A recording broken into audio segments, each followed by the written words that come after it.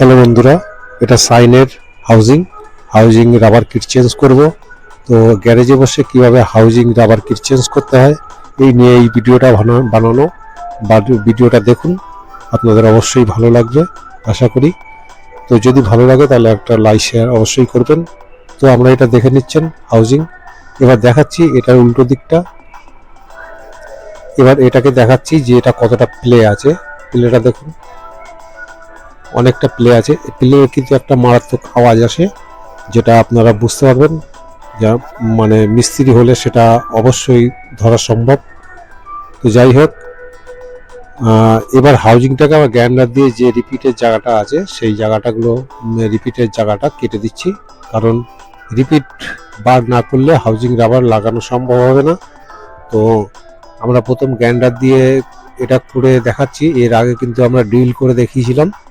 তো সবথেকে সহজ গ্রাইন্ডার দিয়ে সবাই চালাতে পারে, আর ড্রিল সব জায়গায় থাকে না, সবার কাছে থাকেও না, কিন্তু গ্রাইন্ডার অনেক গ্যারেজেই থাকে। তো এর সাহায্যে আপনারা হাউজিং রাবার কি করে লাগাবেন মানে সেটাই আমি এই ভিডিওতে দেখাচ্ছি। তো হাউজিংয়ের 4টে এখানে রিপিট আছে, এটা লোহার রিপিট আছে। তা এই 4টে রিপিট আমাদের প্রথমে কেটে দিতে হবে। রিপিটগুলো কাটলে দেখবেন একদম নিচের অংশটা চলে আসবে, যেটা মারার পরে যে অংশটা বাদ থাকে সেটাই। আপনারা ভিডিওটা ভালো করে দেখলে বুঝতে পারবেন। তো এই রিপিট 4টে প্রথমে আমাদের উপর থেকে দেখবেন আবার টিনটা কেটে না যায়, ওই যে উপরের যে লোয়ার প্লেটটা আছে ওটা কেটে না যায়, বা গিয়ারে কোনো রকমভাবে চোট না লাগে। হালকা হালকা করে আপনারা কাটতে পারেন, তাতে কোনো অসুবিধা হবে না। এবার ওটাকে ঘষে মোটামুটি মুখটা বার করে নেবেন, দেখতে পারবেন যে একটা মুখ দেখা যাচ্ছে। তারপর এরকম একটা স্ক্রুড্রাইভার, খারাপ স্ক্রুড্রাইভার শুরু করে নেবেন, যেটা দিয়ে মারলে সুবিধা হয়, বা ব্যানা হলেও হবে, বা সেন্টার পাঞ্চ যেগুলোকে বলা হয় সেই দিয়ে করলেও হবে।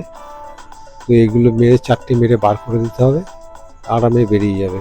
এ কোনো রকমভাবে এতে অসুবিধা হয় না, কারণ খুব সহজে এগুলো বার করা যায়। আর খুব সহজে আপনারা করতে পারবেন। যে কোনো পার্টসের দোকানে হাউজিং রাবার কিট পাওয়া যায়, দাম খুব কম। এটা আপনি যদি লেদে নিয়ে যান তাহলে লেদে অনেকটা খরচা নেবে, প্লাস যাতায়াত ভাড়া আছে। তার থেকে এইটা যদি নিজেরা করে নিন, খুব কম সময়ের মধ্যে হয়ে যাবে এবং ভালো হবে। আর একটা করলে আপনি সব রকম গাড়ির করতে পারবেন, এটা নিয়ে কোনো মানে ভুল হবে না। তো যাই হোক, আমরা এবার রাবার কিটটা বার করার জন্য যে বুশগুলো আছে মানে পিনগুলো ছিল সেগুলো সব বার করে দিলাম।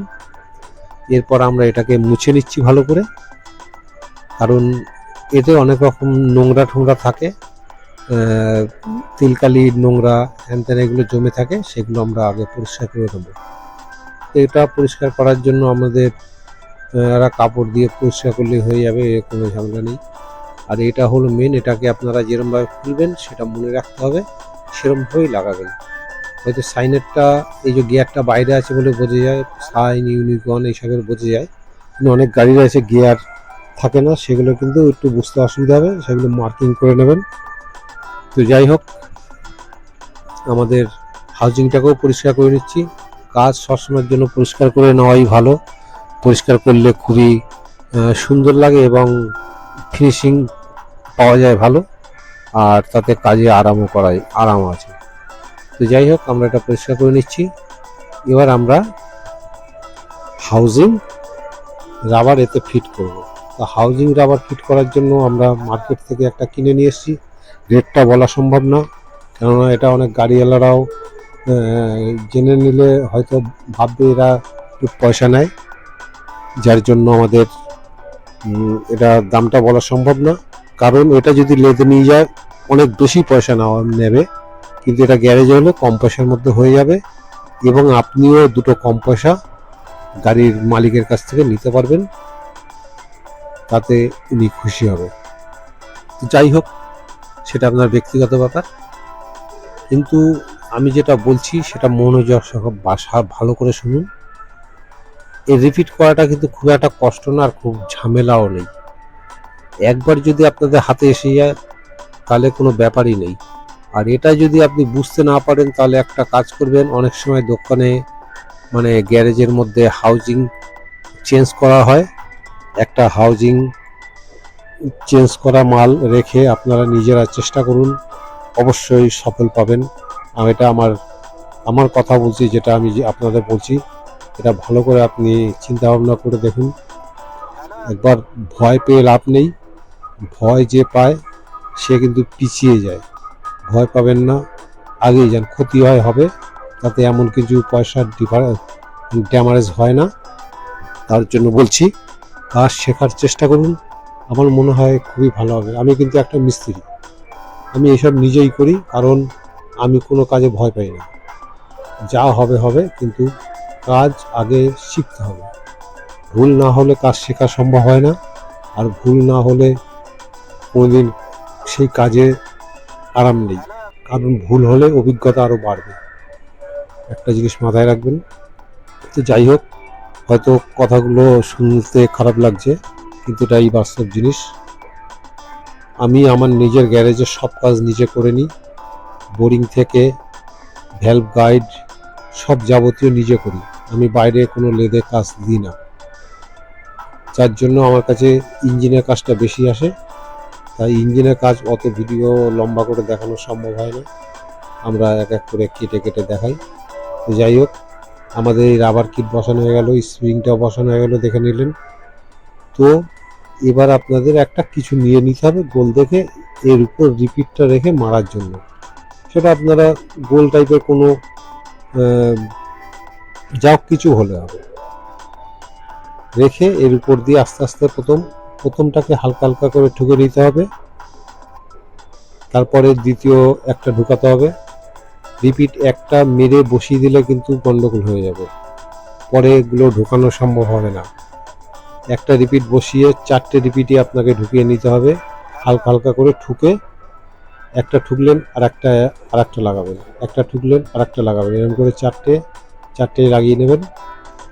যদি মনে করেন একটাই ঠুকিয়ে ভালো করে দিয়ে নি, বাকিগুলো পরে ঠুকবো, তাহলে কিন্তু বিপদে পড়ে যাবেন, কারণ ওই সেন্টার পাবেন না, সেন্টার ঘুরে যেতে পারে। এর জন্য এটাকে নিজে আয়ত্ত করে নিতে হবে। দেখুন আমার হালকা সাইড হয়ে গেছে, এরকমই ব্যাপার। কেন লোহার রিপিট হলে সাইড হতে পারে, সেইগুলো খেয়াল রাখা অবশ্যই দরকার আছে। আর যদি অ্যালুমিনিয়ামের হয় অতটা এফেক্ট আসে না, কিন্তু যদি লোহার মানে থাকে তাহলে কিন্তু আপনার রিপিট থাকে, তাহলে কিন্তু ওটাকে আগে সব কটাকে বসিয়ে নিতে হবে। এবার এক এক করে পিটাবেন, আস্তে আস্তে করে হাতুড়ি দিয়ে মারবেন, ও একদম চ্যাপটা হয়ে ঠিক জায়গা মতন বসে যাবে।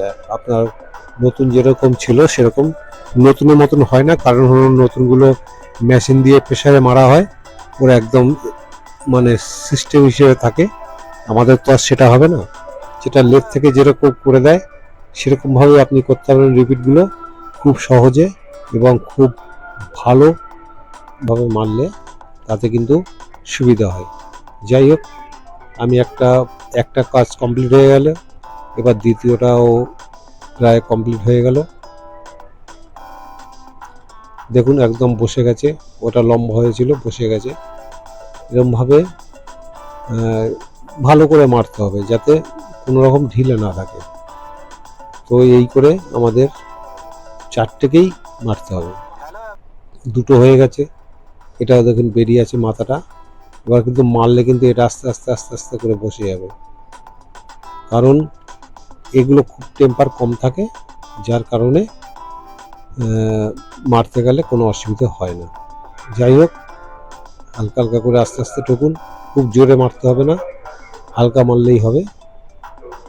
তো এবার আমরা এটাকেও মেরে নিচ্ছি।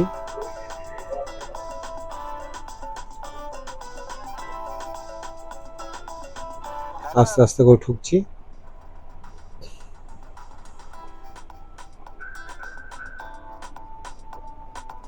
দেখতে পাচ্ছেন, বাস পুরো রিপিটটা বসে গেল।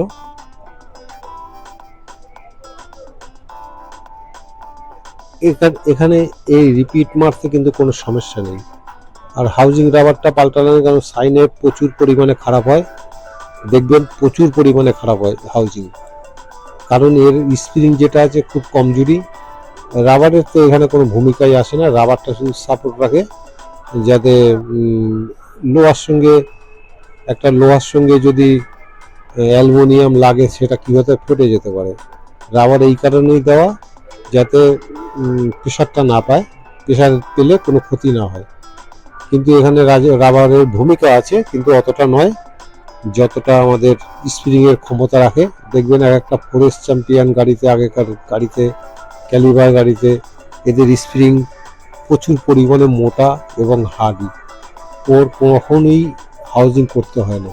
কারণ হলো বলি, আগেকার যেসব গাড়িগুলো আছে তাদের ক্ষমতাই, চিন্তাভাবনাই আগে আলাদা ছিল, এখন কমজোরি ক্ষমতা সব, উন্নত যুক্তি কিন্তু কমজোরি। যাই হোক, এটা আমাদের জন্য ভালো, দুটো পয়সা পাওয়া যাবে, সেটার জন্য আমাদের কাজের ভালো। কিন্তু আমাদের হাউজিং কিন্তু কমপ্লিট হয়ে গেছে।